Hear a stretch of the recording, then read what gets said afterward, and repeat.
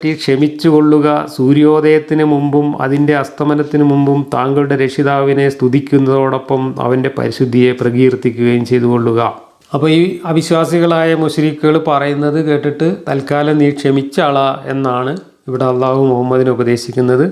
എന്നിട്ട് നീ സൂര്യോദയത്തിന് മുമ്പും അതിൻ്റെ അസ്തമനത്തിന് മുമ്പും താങ്കളുടെ രക്ഷിതാവിനെ സ്തുതിക്കുന്നതോടൊപ്പം അവൻ്റെ പരിശുദ്ധിയെ പ്രകീർത്തിക്കുകയും ചെയ്തുകൊള്ളുക.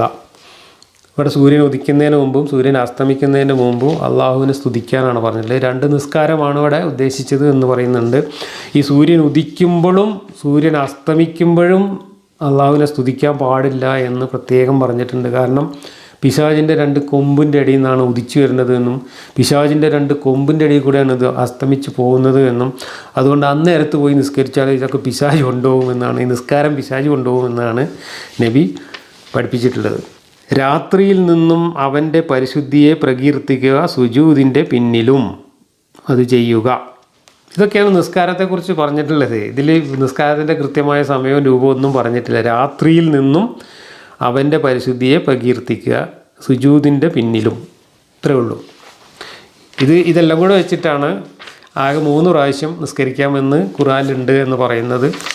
അതാണ് പിന്നെ നീട്ടിവലിച്ച് 5 ആക്കി മാറ്റിയത് ഹദീസിൻ്റെ അടിസ്ഥാനം.